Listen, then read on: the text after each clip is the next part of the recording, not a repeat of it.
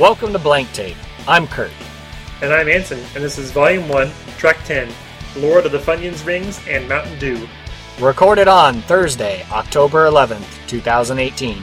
Put on your headphones, and let's jam.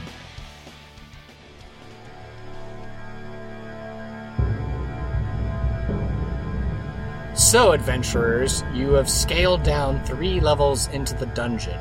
You've pretty much looted every room that you've come across. You've picked open some locks, you set off some traps, you made a strange deal with an ogre that just wanted to be left alone, but nevertheless helped guide you to the shortcut to the Medusa. And so now, you know behind that door is waiting for you certain doom. Let's go ahead and roll initiative.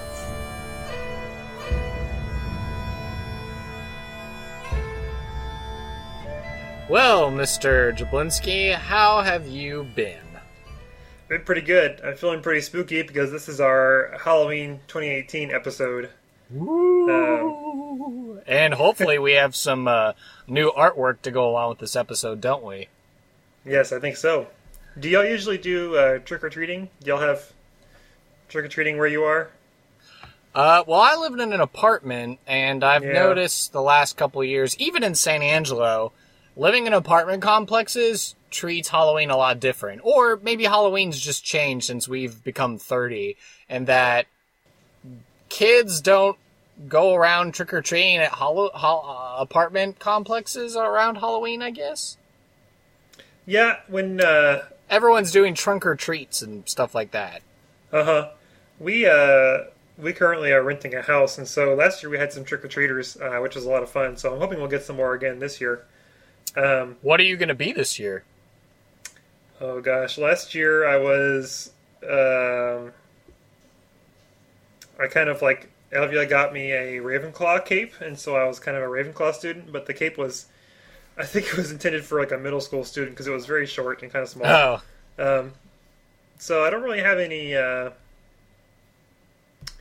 planned at the moment. I need to pick something though because we're probably going to have kids again. So we need to buy some candy and pick something out. Sure. Yeah. So that was kind of fun. When we were in apartments before that, though, for sure, it was like not very many people coming around at all. So I get that. Yeah, we have friends that have houses now that are all like, oh yeah, we have some trick-or-treaters. But we're just like, the last, I don't know, however many years it's just been like, Halloween comes and goes unless not that, Casey's necessarily social, but if I ever found myself, it would be out at a bar or some sort of like fun place spending Halloween rather than just sitting around. Although we're perfectly happy to just sit around and watch a movie or something like that. But I think this year, and we'll certainly talk about it in the show, I think we're going to be hosting some people the Saturday before Halloween. So that'll be fun. Oh, cool. Yeah. Good deal. So, I think when we had our last episode, the questionable tempos and chicken chimichangas off-brand story episode, we did not do any follow-up on you for homework. And I need to ask you, sir, did you do your homework? It's probably a good thing that we didn't follow up on it last time. And I'm thinking we shouldn't follow up on it this time because I didn't do my homework this time either. Okay, so, yeah, it was just those couple of... Okay, so yeah, it was just those couple of other rap battles, but okay, fair enough. Because I might have some other homework for you later that you might want to accomplish instead. All right. But I guess let's get quickly into our news topics of the week. What is this big hack going on that you're... Yeah, there was a news story that came out in Bloomberg Business Week on their website and in their magazine, talking about how there was a certain computer chip board that was being used by several major companies like Apple, Amazon, and maybe Google. I'm not sure, but the story goes that China, the manufacturers who are in China, installed some tiny chip onto these larger motherboard kind of things, and then sent these motherboards off to be used by companies like Apple without Apple knowing. And the idea being that any server that had this motherboard or whatever in it was compromised because it had this like spy chip on it or whatever. And espionage. So there's this big article called "The Big Hack," I think it's called, and talking about how these companies use these compromised things, and they didn't do a good job of cleaning it up or whatever. But what's interesting about it is that Apple has very intensely denied these stories, and they say that usually Apple is pretty quiet about press stuff. Like they're famous for being very secretive. Like, oh, when the new iPhones are coming out, you don't know anything about it except when parts have leaked or whatever, and they're not going to say anything about it. You can't get any info out of them, and so they're very secretive. But so when they do press releases, they're very general. They're not very specific. But they had some very specific press releases going out about this, saying, Bloomberg came to us in this, in this time frame, and they asked us all these questions, and we have no evidence of this, and several people in the company are saying we have no idea what they're talking about, and we're not lying. We've done several investigations multiple times, and so what it sounds like is either Bloomberg's sources are all wrong, or they're being speculative, and maybe they're making some stuff up, or Apple and all these other companies are lying too, and they really know they got hacked or something. So it's kind of an interesting story. That sounds like it should be a big deal, but of course, with how news is these days, I'm sure it'll be swept under the rug by the next celebrity scandal or whatever else going on, or someone's going to freak out about some sort of internet trend. Yeah, so if I hear anything more about it, I'll let you know. But as far as I know right now, I'm probably going to side with Apple and say that I generally trust Apple to be very privacy conscious and to do their research and stuff. So I don't think if they're saying that they haven't found any evidence, I'm inclined to believe them. Even though I generally like Business Week, so we'll see. We'll see what happens with that one. Okay. Well, and my interesting news tidbit of the week that I know I emailed you a copy of this on your, and it was something crazy that I think just came out of left field. I saw this via The Nerdist, and that apparently James Gunn is in talks to possibly write or direct Suicide Squad 2. What? So, I read the article, and yeah, I guess Disney held its ground and is like, no, we're not going to rehire James Gunn. And I guess Warner Brothers must have gotten wind of that, and now they're courting James Gunn. They're like, hey, you want to write and direct a superhero movie? Do you want to Suicide Squad 2? Could be pretty fun. Wacky teams. So I have no idea. I'm sure James Gunn could bring some comedic levity to an otherwise ultra dark and depressing superhero universe, but is that really what they want? And will his talents be able to save the source material? I don't know. I don't know. Yeah, I think we might have talked about this before on our Marvel DC Comics episode. The problems with the Suicide Squad and stuff was the story was all over the place and it was too chaotic and everything. So Guardians was very tight movies, both of them. Hopefully he could tighten them up, but it is very surprising. But also not surprising that the other side the quote unquote other side would pick him up if Marvel's not willing to keep going with him. Right, and apparently it's not. See, because I was all on Twitter after this story came out, trying to figure out really it's Robert Iger who's responsible, and then they're like, no, it's Alan Horn because he's the guy who is in charge of hiring or firing for the movies. So don't blame Kevin Feige necessarily, because I'm sure Feige was like, dude, James Gunn's a genius. Why are we doing this? But I guess when you're a giant machine, you're just going to steamroll people and not be able to recover in time. Yeah. Too big, too slow, I guess. I don't know. It's crazy. Okay, well, then let's go ahead and dive into our topic. I've been excited about this one. Sure. So when I say things like Stranger Things, E.T., Freaks and Geeks, Community, IT Crowd, what sort of image does that conjure to you? What do you think they all have in common? They are all TV shows on Netflix. I actually don't know if Community is actually on. Oh, they're not. Yeah. And I'm not even sure if E.T. made it to Netflix, but anyway. Getting warmer. I'll just go ahead and cut to the chase. It's Dungeons and Dragons. Dungeons and Dragons is the common factor between all of those.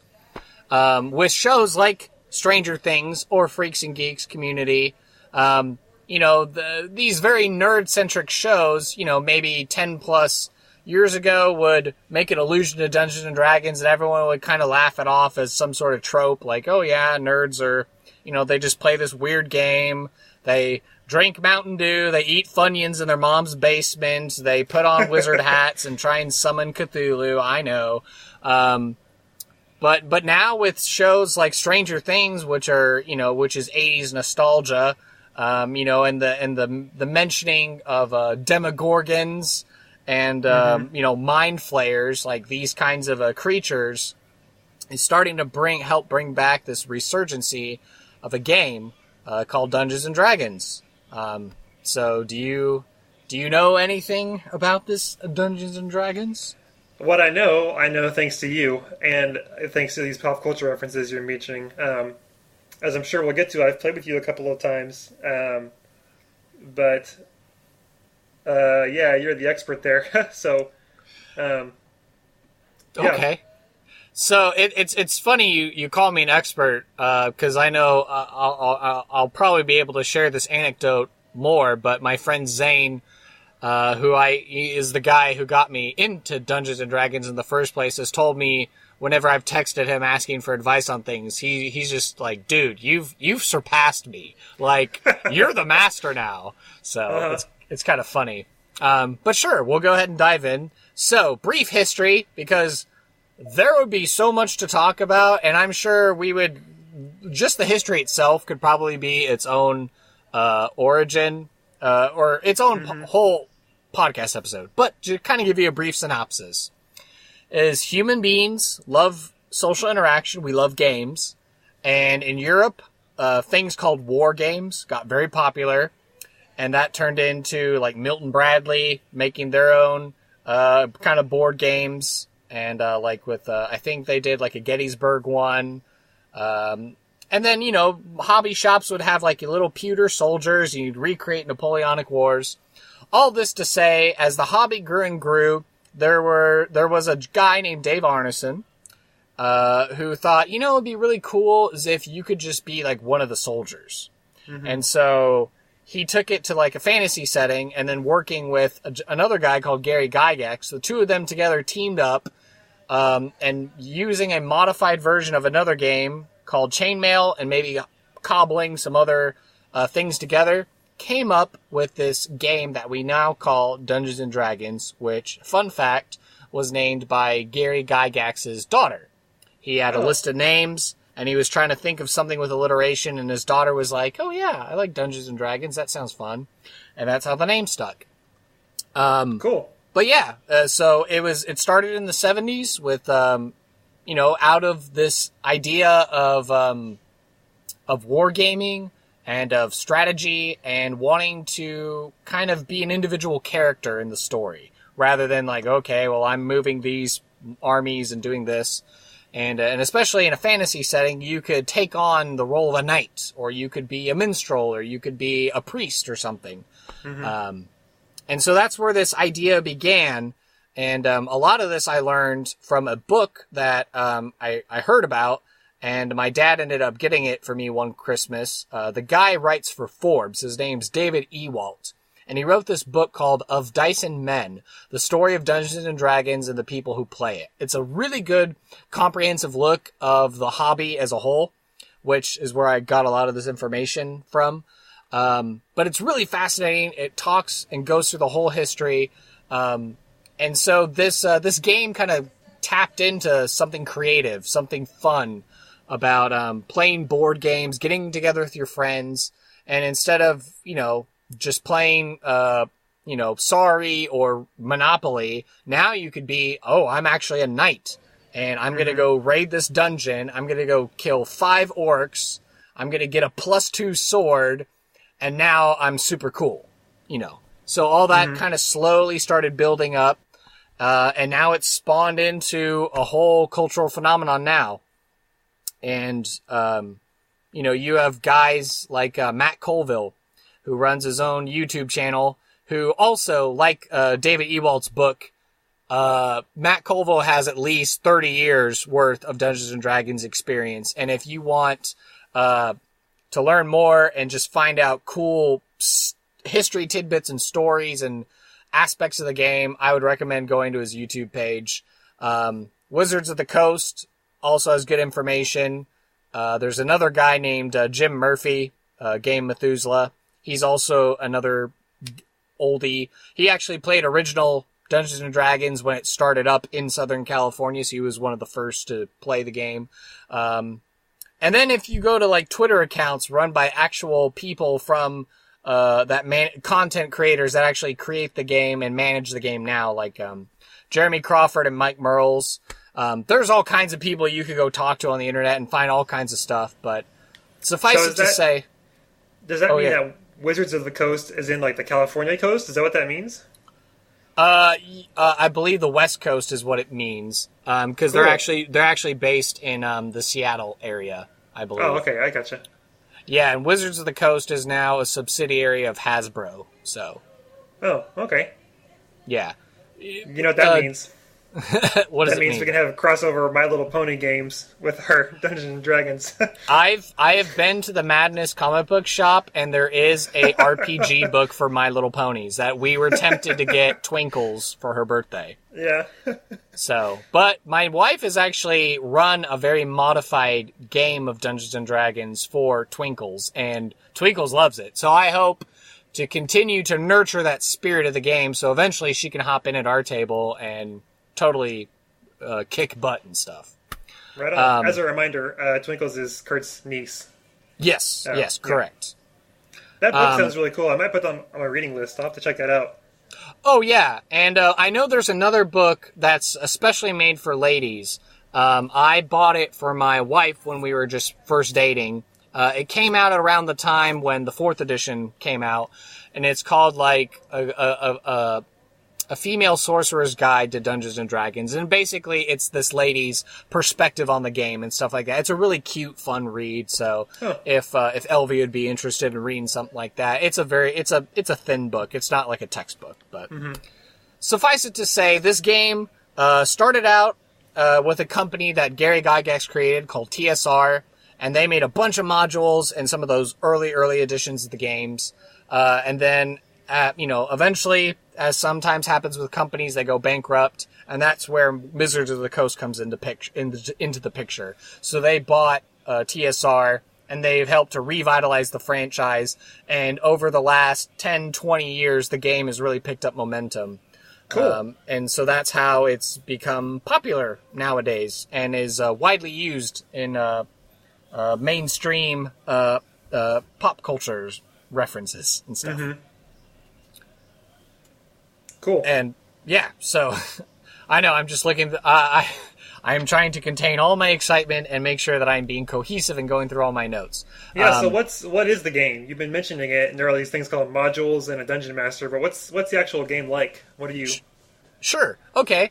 Well, the most basic way to play is that you get a group of friends together. You have one person that runs the game.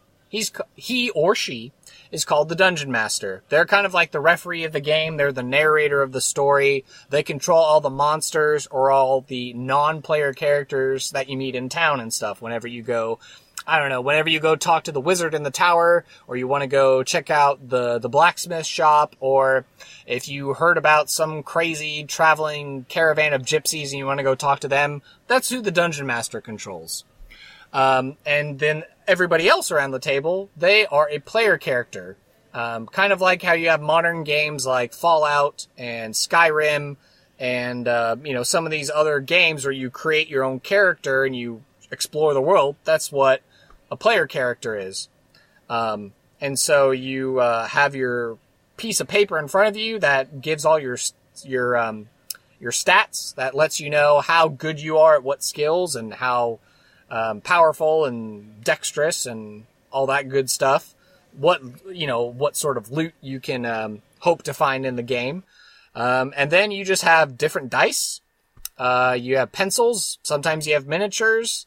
or little die-cut tokens like I started off with, or I guess if you don't even have that, you could use little action figures or bottle caps or something. And you all work together. The Dungeon Master, helps to create this story. Obviously, it's not a us versus them or kind of game, but, everyone agrees to what kind of game they want to run or what kind of story they want to tell.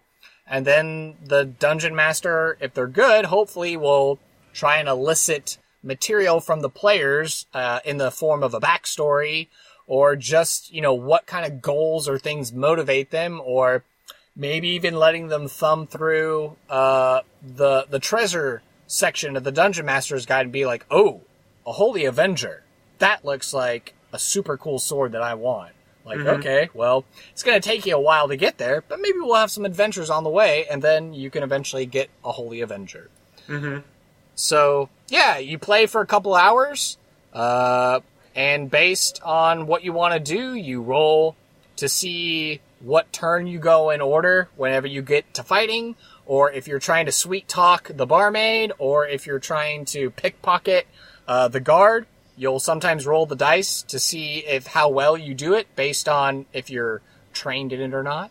And so just stuff like that. There's dice rolling, there's collaborative storytelling and BSing along the way, and everyone just has fun. You just get roll for charisma, as they say. Yeah, exactly. You just get to kind of pretend that you're someone else. You get to be the actor in your own little world, in your own little story. I think one of the huge elements that really sets it apart from other games in my experience is, you mentioned that it takes a few hours to play, and so it's not like you're going to go sit down and play, a quick game of Battleship or something with somebody. It takes some usually preparation on part of the DM to read the story and kind of learn what they're going to do, and then maybe you can have a story or a campaign that lasts several sessions. And so I think you have some friends you'll get together and play with, maybe weekly, bi-weekly, or a couple times a month, and it's like you're continuing this story over these different sessions. And so right, it's like a pulp adventure. Yeah, it's as much about spending time with your friends as it is actually playing the game and being creative. It's all of those things together, and I think that's what makes it really special. I think is the creative aspect in the community that it kind of forces you to be a part of when you're doing this kind of thing. Exactly. You exactly put it right. It's a very social game, and it's not something that just gets done quickly where, if you and I were to sit down and play Battleship, we might be like, oh yeah, we played Battleship, but it's not going to be like, remember that time where I called out that coordinate and I totally sunk your battleship and we're going to remember that for 30 years? No, you're going to remember the things to be like, remember when we were exploring that dungeon and you tried to sneak up behind the goblin to backstab him, but you critically failed and you tripped and you fell down and you actually stabbed yourself in the leg and that made the goblin laugh at you before you quickly got up and decapitated him? Those are the kinds of stories that you're going to remember and you're going to tell. And the crazy thing about the game is it's not so much of Gardrick, the thief did that. It's like, no, I did that. Because you're embodying the character. And, so you exactly explained it right. That this is the kind of game that you don't have to be an actor. You don't have to, put on a funny accent. You don't have to wear a costume. But you can just sit around the table and, you can just, have fun, tell a story, have some laughs, have some drinks, and, and have a good time. I think it's funny you mentioned that you remember the stories from it, because thinking back to the couple of times I've played, I do remember the stories. Like the first time I played with you in San Angelo at your apartment, I remember, I think it was Steve was running the game, and maybe not Steve, I can't remember. Somebody was running the game, and Zane probably. Yeah, and he had set up a room with a trap on the floor. But right. Instead of walking into the room and setting off all the traps, we all just stood in the doorway the whole time. So yeah. We never set off the traps. That was really funny. Yeah, exactly. Yeah, so that's the kind of stuff I remember, and it gives me a good memory of that time we spent in San Angelo together. Right. It's really cool. And so why does this hobby matter? Well, as we kind of alluded to earlier, there's popular shows now like Stranger Things that have come out, And since Dungeons and Dragons is kind of like the backbone of that show, it's kind of brought it into the forefront. And, you know, whereas when the hobby first started, you were very secretive, you were maybe ashamed, you were embarrassed maybe, if you were like a cool, quote unquote, cool kid that admitted to playing the game. But there's plenty of cool people, like Joe Manganiello. You might recognize him from Magic Mike, or as the original Flash Thompson in the original Spider-Man trilogy. But that muscly guy, he plays Dungeons and Dragons. Vin Diesel, the voice of Groot, that guy totally plays Dungeons and Dragons. And even Stephen Colbert, self-professed Tolkien expert and late-night show host, is a huge Dungeons and Dragons enthusiast. So there's lots of people up and down, probably responsible for a lot of the modern pop culture that we are all in love with, is responsible in part from Dungeons and Dragons and spending time cultivating those skills of storytelling and engaging the audience. Yeah, that's a good point. Yeah, never thought of that. And so if you're asking yourself right now, well, okay, that's all fine and well. You're telling me the history. You've mentioned, name drop some cool people that play the game. But if I want to watch a game to kind of see and understand what it's like, you know, who are some of the big brand ambassadors? I kind of came up with a list. I'll try and talk a little bit about them if I for sure know about them. But I would say the biggest one out there right now is a show called Critical Role. I've kind of mentioned it a couple times on the podcast. But this group of people, they're all voice actors. You know and love them from various video games and, you know, animes and all that kind of stuff in your life. And a couple years ago, they started playing a game of Dungeons and Dragons for Liam O'Brien's birthday party. They all loved it, in fact, that they were like, you know what, let's keep doing this game. So they kept it going. And then Felicia Day from the Geek and Sundry YouTube channel was like, you know, I really like reading about your guys' adventures on Twitter. What if we live streamed your show? And they were all kind of like, yeah, like anyone would want to watch us play. And the minute they started streaming, it was internet gold. Everyone loved these actors who would just drop into character and be so convincing and charismatic. And Matthew Mercer, the Dungeon Master, just being a great storyteller. Matthew Mercer, if you don't know, is the voice of, he was the voice of Abe in Evolve. He's the voice of McCready in Fallout 4. And he's the cowboy guy from Overwatch that says High Noon that everyone likes. So yeah, that's Matt Mercer. But yeah, he's built this great story with all these voice actors that you know and love. And they're in fact streaming their show right now, Thursday nights at 7 p.m. Pacific time. You can watch them on Twitch on the Geek and Sundry Network. And if you want to catch up on all their stuff, you can totally go on YouTube and watch the first season. They're on their second season now, but they're a lot of fun to watch. Let's see. Acquisitions Incorporated are the people from Penny Arcade and PvP Comics. Oh, okay. So they started, that was the show that I actually started watching first before Critical Role came along. And Acquisitions Incorporated always gets together at Penny Expo conventions.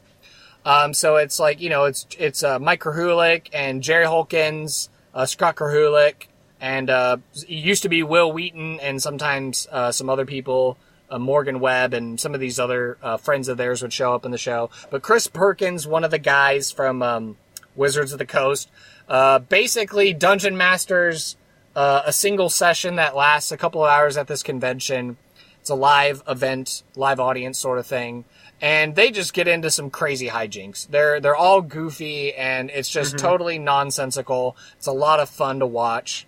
Matt Colville, who I talked about earlier, did stream a little bit of his campaign that he was doing last year. And again, along with his running the game videos or his adventure diaries or whatnot. And he's, because of the success of his Kickstarter for a new 5th edition supplement called Strongholds and Followers, he's now gearing up to be live streaming a new game. So he'll be sharing that with the world. Gabe Methuselah, I mentioned. Jim Murphy, he's an excellent painter of miniatures. He has stories to tell and wisdom to share. And for all those who think, well, yeah, it's Dungeons and Dragons started in the 70s. It's a bunch of bearded old white guys that just play this game. Well, no, it's not, because there are amazing shows like Maze Arcana, Misclicks, D20 Babes, Girls, Guts Glory. Those are all specifically ladies that play the game. And, they do a great job. Some other big shows include Harmon Quest, the same guy who does Rick and Morty. Has his own show. Oh, no way. Dice. Yeah.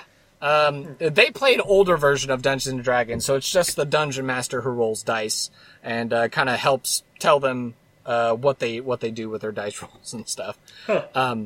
Dice Camera Action, a new one that I hadn't heard of, Nerd Poker with Brian Posehn, the famous nerd comedian. Force Grey is another big one. Adventure Zone is a podcast. High Rollers is a live stream D&D show from the UK, and Rooster Teeth actually has a series called Heroes and Halfwits. That's a live streamed or internet streamed D&D game. So those are just some of the big brand ambassadors that I could think of, and that's a lot. That's cool. Yeah, so it's super popular now, and probably of these, probably the ones more at the top are like the top three. Probably Critical Role, Acquisitions Incorporated, and then Matt Colville's stuff. Like, those are probably super cool. Maze Arcana, I hear, is really popular, along with Misclicks and Girls Guts Glory, D20, Babe, Harmon Quest. All of them. They're all good. If you have the time, you should go watch them. Go binge watch them. You mentioned that, you said that Critical Role has seasons. So do they do one campaign per season? Is that how that works? Or like... Well, let's see. They started streaming when I moved to Dallas. So it was about the summer of 2015, I think, when they were still in their quote-unquote first campaign, their first season. And by that point, they had already been playing for about a year or two. And so it was probably about another 100 or so episodes before that campaign wrapped up, with most of them leveling up to max level and stuff like that. Oh, wow. So they just started at the beginning of this year, in January, they started their new campaign number 2, aka season number 2. So they're all running new characters. They're all little baby adventurers, and they're all playing new character classes and all that kind of stuff. Cool. Yeah. And now I kind of realize, I guess I overviewed it a little bit, but there's different editions of the game. The newest edition that's out right now is called 5th edition. So it's a very old school feeling. It's got an old school feel to it, but it has grafted with it 4th edition mechanics, so it makes it very approachable. When I started playing the game, I joined it at the point called 4th edition. Most people liken it to World of Warcraft kind of approach, like video gamey, you spam your powers. So basically, after that edition came out, they're like, well, we want something that feels old school, so let's just kind of mix the best of everything, and that's what they call 5th edition. So that's the version of the game that's out now. So if you're live streaming most of these shows, unless they specifically say otherwise, more than likely you're going to find them playing 5th edition, which is the newest iteration of Dungeons & Dragons. So, correct me if I'm wrong, but this means that Wizards of the Coast puts out like a manual, like a rule book, like how to play, and that'll include like how you build your characters, how you take turns, if you take turns, like how you roll the dice and what your stats can be. Like, that's what you mean by editions, right? Like different ways to play this kind of like collaborative storytelling game, basically. Exactly, correct. Okay. The 3 core books of any edition you'll find are called the Dungeon Master's Guide, the Monster Manual, and the Player's Handbook. Okay. And so the Player's Handbook is the one that you'll need to build a character. It walks you through the whole process of rolling the dice, getting all your stats generated, and determining what class and what character race you want to play, what kind of powers you get as you level up, and what starting equipment you can get, and all that good stuff. Okay. And there are like online tools to do it if you want, but part of the fun is like doing it with real dice and everything, right? Like that's... Exactly. Yeah, yes. okay. Critical Role, one of their big sponsors, is a app program called D&D Beyond.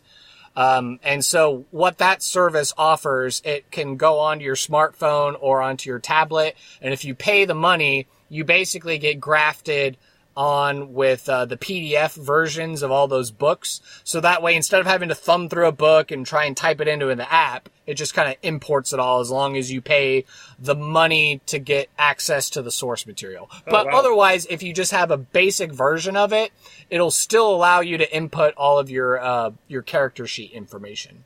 Okay. So D&D has definitely got with the times. So it can be a very digital game. Not to mention that there are platforms that exist online like D20, Fantasy Grounds, some of the websites like this, that'll allow you to use the power of Skype and Google Hangouts and whatever else you like, to play the game online. And plenty of people still do that. Okay. So you and I could run a game online if we wanted to. Mm-hmm. All right. Cool. And so let's see. Going back to our history, what we were kind of alluding with. So like I said, I started on 4th edition. It's what maybe some of the more snobbier people that played the older editions would call like the World of Warcraft version of Dungeons & Dragons. And actually, this month makes it 10 years since I started playing Dungeons & Dragons. I started in college, October 2008. It was about Halloween time, so it's very appropriate that we chose this topic for this episode. Nice. And Zane was in our apartment, and he said, "Hey, I play this game called Dungeons & Dragons, the 4th edition." And we're like, "Oh, we've heard of Dungeons & Dragons. We've never played it. This sounds like a fun idea." And so he had the books, and he passed the book around, and we printed out some character sheets, and we started rolling dice and figuring out what we wanted. And I ended up making a wizard character called Otto von Krieg.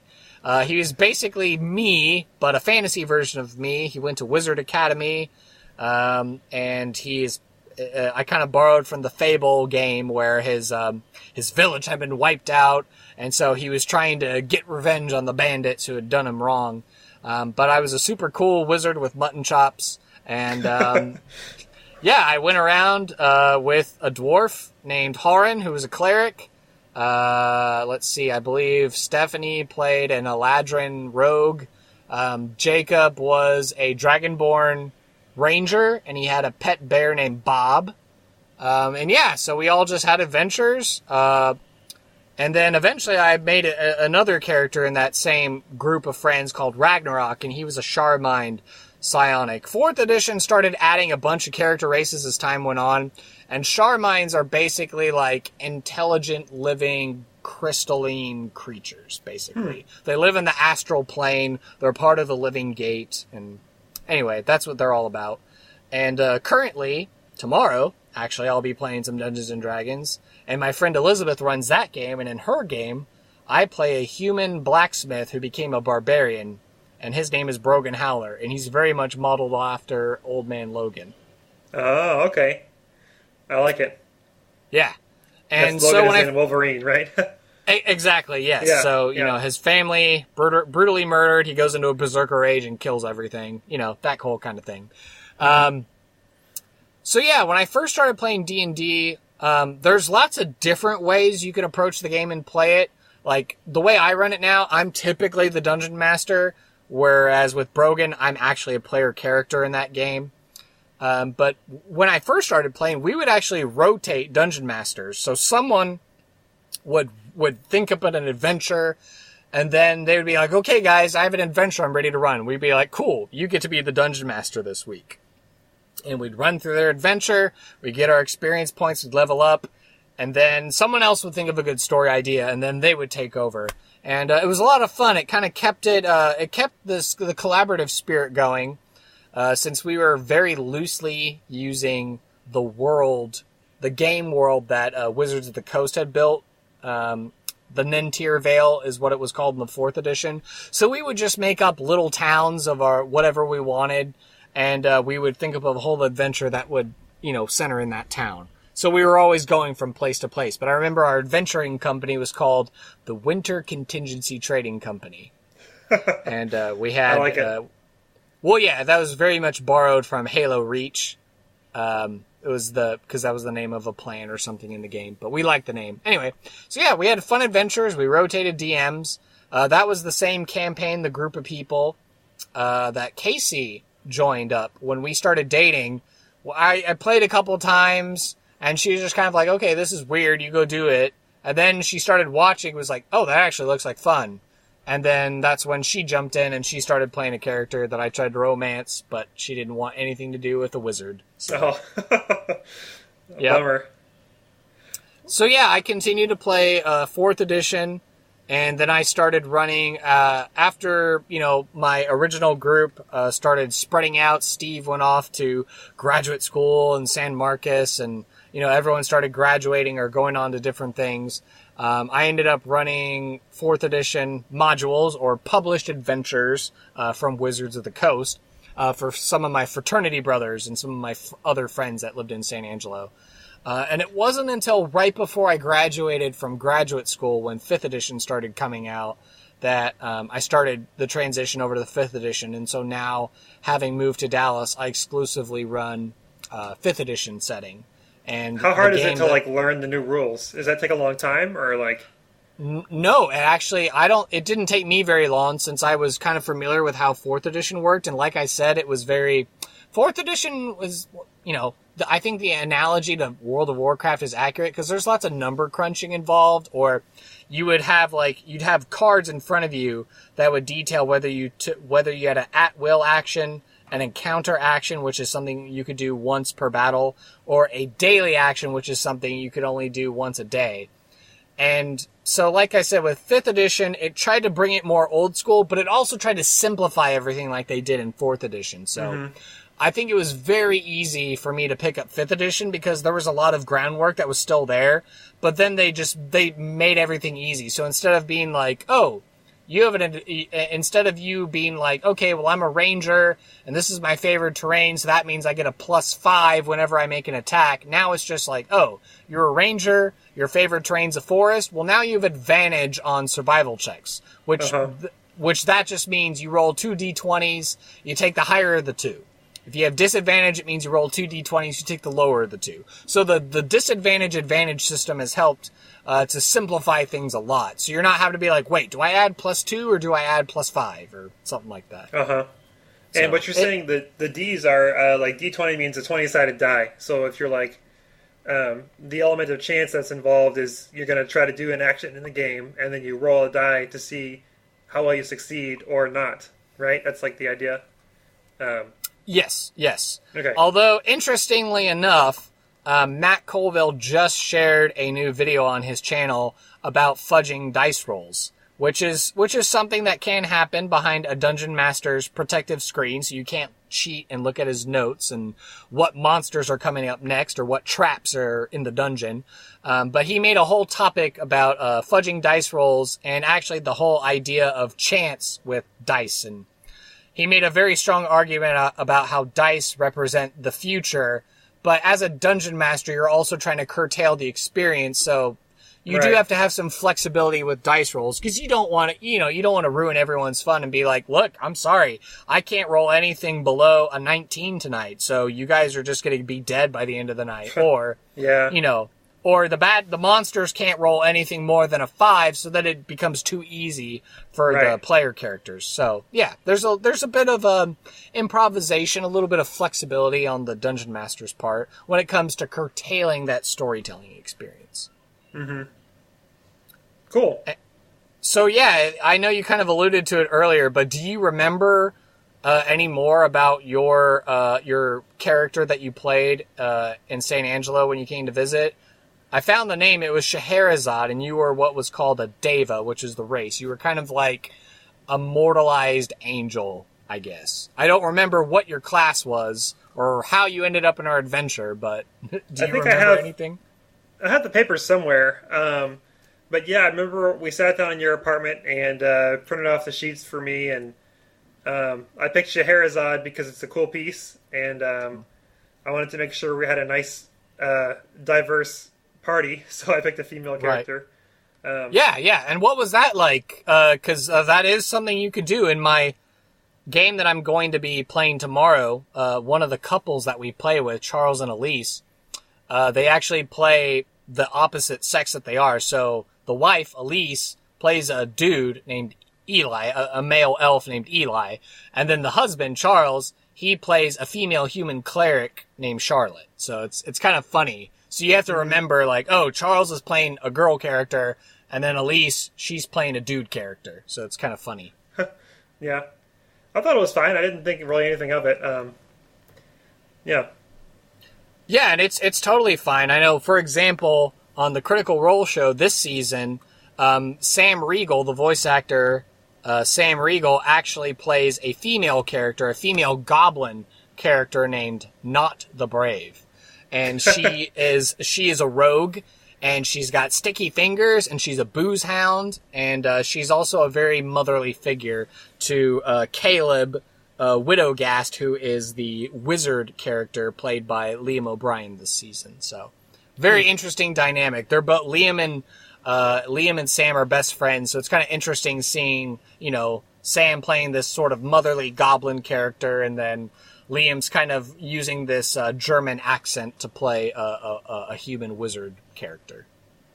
Yeah, that's the only time I've used that character, Scheherazade. I've only played twice, and I've had two different characters each time. And one thing that's interesting about the game that we sort of have mentioned, but if you have these campaigns that go on, let's say that you have your character that you create, and then you can play with other people in other parties, and your character retains their abilities. They level up over time, whatever adventure they're in, regardless of if it's the same people or not, right? That's the idea, like you're... Oh, exactly. And you can go to your local game shops, and you can find what are called, I believe they call them D&D adventuring leagues, and you can make characters that are quote-unquote legal as far as, tournament play. Tournament play style D&D exists if you go to certain conventions. But yeah, if you wanted to go to one comic book shop, you make up a character that's certified adventuring league, then you fly to another city and you go to another comic book shop and you want to drop in and play, just be like, hey, here's my official character sheet. And they're like, cool. All right, hop in the game and play. You could totally do that. Mm-hmm. That's cool. And I think you kind of barely got your tinges on this, even though you didn't dungeon master it, but I knew Anson was a good pick to be my best man for my wedding, because for my bachelor party, he didn't tempt me with the flesh or any other sins. He organized a game of Dungeons & Dragons for my bachelor party. Yeah, I didn't DM. I just got one of your friends to do it. I thought it would be the perfect event to have everybody together, and also for the people who didn't know each other to get to know each other too. Exactly. I can't remember the name of the guy who did it, but somebody else Steve. was the Steve. Okay, yeah, yes, I knew that. I know Dr. Steve. I know Dr. Steve. Steve. All right.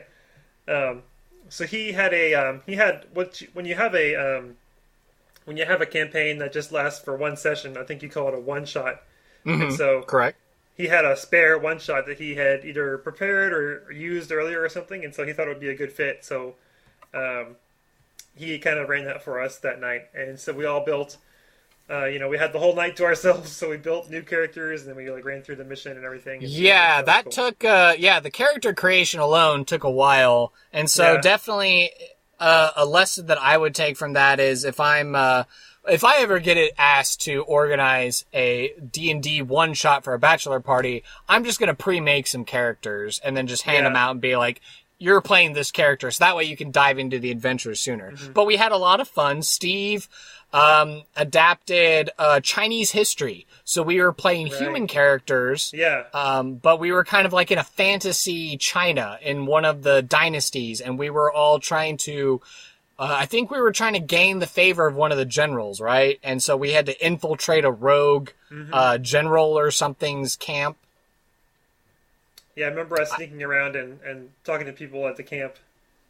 Yeah, I remember I played a bard character, so I was like singing up, and I was trying to schmooze up to generals and stuff like that. And then I think I remember diving into a hole as I was getting shot at by arrows, so... Yeah, that was a lot of fun. So yeah, we got to, it was basically like Dynasty Warriors. We were basically in a game of Dynasty Warriors is what it was. So it was a lot of fun. Yeah. But, yeah, so I know that was kind of a lot of information, a lot of fast, since, I know if we really wanted to, we could dive way more into specific topics or facets related to this broad subject, but did you have any other thoughts or opinions that you wanted to share as far as Dungeons and Dragons were concerned? No, I think it's cool. Like I said, I haven't ever really found an opportunity to play it outside of hanging out with you. I think I have some friends here who might be interested. I need to ask them. I know they're pretty nerdy. They like video games and stuff, but I'm not sure if they've ever played D&D regularly. Right. But you have here, you mentioned that we can play over the internet, which is kind of a cool idea. And you have here a question for me. Do you think Elvia would play? Exactly. That's a big question. Thinking about it, Elvia is my wife, just in case y'all didn't know that. I think she would be interested if it was in a universe that she already knew. So I think what would really get her into it was if we did like a Harry Potter based story. Ooh, okay. Right now, she's seen all the movies several times, and she's making her way through the books. And she is just now getting to the 7th book, and she hasn't been able to stop. Once you get to the 6th book, it really just keeps you going. So she's definitely hooked on those for sure. So I think if we put it in a universe that she was familiar with, that would be like, kind of like you were saying, like a smoother introduction, where there's some degree of familiarity already to it. So I think we might have a chance, maybe getting her roped into it. Maybe. Okay.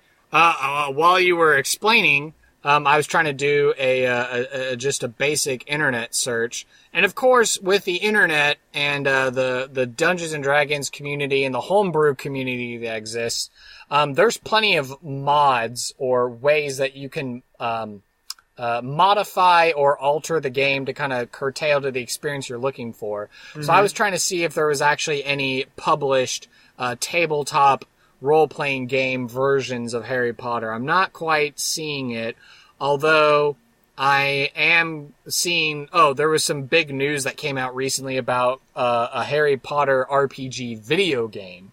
So... maybe wait to spring that one on Elvia before she's like, what? I gotta have this video game so I can make my own wizard character. But you could very easily modify a version of Dungeons and Dragons and totally set it in a Harry Potter-like universe where you're all students at a wizard school. Although, would you only be magic users, or would you all just have to be wizard characters, would be the question. Oh, I don't know. That's open. We can be in Diagon Alley, we can be, Gringotts Goblins, we can be werewolves, it can be anything, I don't know. Yeah, that's true. So you were already mentioning it, so you do think that you at least would know a couple of friends that are local in your area that would be maybe interested in trying a game? Maybe. I think the biggest obstacle is, time. Like we've been talking about it before, the best games are the ones where and the preparation goes into it, and so you have a dungeon master who knows the story and who is prepared. So finding the friends who would be able to commit to something like that is kind of the tricky part, I think. Okay. Because I think you could totally be a dungeon master, and Matt Colville says you can and you should. That's the whole point of his Running the Game video series, is that he gives you tips and tricks from his 30-plus years of experience on how to just dive in and play. So it's something totally that you could do. Well, thanks. Yeah, I have every confidence in you, and so does Matt Colville, that you can become a dungeon master. And so if you are looking to become a dungeon master or, be a player in someone's game, I was just trying to think of some lessons that I learned through the games of my 10 years of playing. And some quick ones that I learned are don't railroad. What I mean is don't force one story, because the nature of the game is to be collaborative and work and bounce off the ideas of other people. I learned it with my first adventure that I ran. Is I made it so the bad guy can only be access to it in a particular way. And when I talked to everybody after, they kind of gave me feedback, and they were like, "Oh, that was kind of not cool. How there was only one way to actually get to the bad guy, and if we hadn't figured it out by accident, we never would have figured it out." So, so that's a lesson. Don't railroad. Don't make it so that there's only one way to play your story, or you gotta be flexible. You gotta gel. Yeah. The next lesson I learned: prepare the appropriate amount. I know you've made clarifications here on the episode, the track, to make sure that that you're prepared. And I agree that there is a degree of preparation, but you don't want to go overboard. Obviously, if you're building your own campaign world, that is going to take some time. There's lots of noodly stuff that dungeon masters like to know and figure out, and so that takes up a lot of time. But I found with running the game now, is I kind of have to have a loose idea of what they want to do and prepare just enough to kind of tide me over. So then because I don't know what direction they're going to go. So you have to be able to think quick on your feet, and maybe you have an idea for an encounter, but you don't know how it's going to fit in the story. Well, they decide to randomly go to this place. All of a sudden, you've already got an encounter prepared. So, kind of being flexible like that. Let's see. Learning when to say no. It's like I was saying, Dungeons & Dragons is kind of like in the style of improvisational theater, where a lot of that kind of comedy work is yes and. But there are some times that players want to become so overpowered, or they want to do such crazy things or game-breaking things that sometimes, as a dungeon master, you gotta learn how to say no. And, you don't have to be mean about it, but just knowing that, that you're the dungeon master, you're kind of like the conductor of this train. You gotta know when to say no. And falling into that, communication being key. Like with a lot of things. Just be open to talk to your players, solicit their ideas for what kind of stories or things they're interested in. Don't force unexpected or weird things on them without communicating. And certainly if you're having difficulties with any of your players, just talking to them and figuring out stuff. Don't force the hobby on someone if they aren't interested. I kind of learned this. I got my sister the starter set for 5th edition, and I don't know if she's even played it or if she's even interested. So I spent money on a Christmas present, but I'm hoping that when she has children, I'll be able to nerdify them. So then they'll be like, hey, Mom, what's this 5th edition thing sitting in the closet? So yeah, just make sure that they're actually interested before you try and force someone to love the things that you love. So, and then if the players are having fun, then that's all that matters. If it isn't working out, it's okay to stop and start again from scratch. Just give yourself that permission to fail. Give yourself that permission to say, you know what, this thing just isn't gelling. Let's try it again. Or, you know what, this group is just dysfunctional. I'm just going to let them off easy, and maybe we can start again with a new group or something like that. So. Yeah. So yeah, you were kind of saying how Elvia might be interested in a Harry Potter setting. Do you only have to play Dungeons & Dragons? No. There are plenty of other systems and settings that are available and might interest you better. I know there's lots of other role-playing games like Pugmire, where you're in a anthropomorphic dog universe. There's Shadowrun, there's Pathfinder, there's all sorts of, there's My Little Pony RPG, there's Gamma World, there's all kinds of RPGs, tabletop RPGs that exist. And you don't only have to play Dungeons & Dragons. It is okay to play other RPG games if those are what interest you. Mix and match, borrow and quote-unquote steal from your favorite sci-fi and fantasy TV shows and movies. It is okay. Or create your own, like I've done. I've created my own cities. I've actually homebrewed my own game universe that I run in now. You've also homebrewed your own beer, too. That, too, I have. That's a different story. Yeah, so my 5th edition game that I run now, I run 2 different campaigns. One for my church friends, and then I run another game for my coworkers, all built in the same universe. And that game that my friend Elizabeth runs, that's also set in my world too, but on a completely different continent. So, oh, wow. So yeah, this is a universe that I hope to keep on building upon, and eventually, maybe when my kids get old enough to play the game, maybe they might meet some of the adventurers that used to run around the world as helpful NPCs or something. That might be kind of fun. Yeah, right on. And definitely right now, what's eating up a lot of my time is I'm trying to get together a Halloween one-shot for my friends, for my church friends. I'm doing a Fallout one-shot, which is I'm going through the Fallout Wikipedias and I'm trying to gain all the information from the actual Fallout video games and computer games, and I'm trying to mash it up as hard as I can against 5th edition rules. So I'm actually making my own version of Fallout that takes place in the retro-futuristic version of Dallas in the concurrent timeline of the Fallout 4 video game. So it takes place in like 2287, I think, but in a retro futuristic version of Dallas. So yeah, it's really cool. Elizabeth has said that she already wants to play a chem addicted ghoul that uses swords. So I'm excited.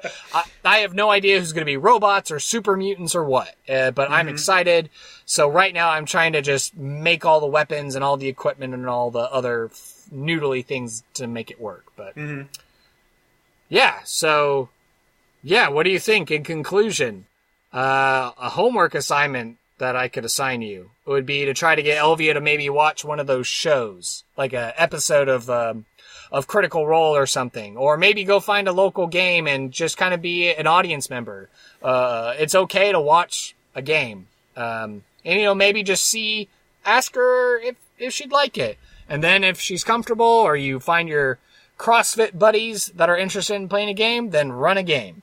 And that's my challenge. That's my homework. All right, I accept the challenge. I know you talked a lot about Critical Role, and so I'm interested to check it out and see what it's all about. Yeah, so for sure you can easily watch the very first episode from the very first campaign on YouTube, and it's very easy to jump into, I think. Right on. I think one of the things that really stands out to me is the impression of D&D might be that it's like, something for nerds who don't have any friends and just sit around with each other because they don't know how to be social. But so much of the game is about communicating and being creative and like being inventive and being with your friends and stuff. So I think it might have a negative connotation that it really doesn't deserve. And it's always been a lot of fun and a way for me to get to know people that I don't know and exactly. Step out ultimate of my icebreaker. Yeah, for sure. It's an icebreaker that doesn't involve dancing or doing funny movements. Not unless you want to, if you're trying to act out at the table what you're doing. Yeah. So yeah, I think it's cool. I'll definitely try to watch one of the Critical Roles or something to get in there and see how it's going. Try to get Elvia to watch it. Yeah, you can easily start from the first campaign, and all of it's available on YouTube for free. So you can definitely watch it at your leisure, or any of the other shows. Or if you're interested in DMing, you can totally go to Matt Colville's YouTube channel and start learning all those tips and tricks on how to be an awesome dungeon master. Right on. All right, adventurers, so you find yourself after a hard day of battling in the tavern, your bones weary, your feet sore, but you come to the tavern victorious. You have slain the Demigorgon. You have killed the troll. You now plop its severed head on the table, and you all order a round of ale, and the bard strikes up a tune, and you have a frolicking good night.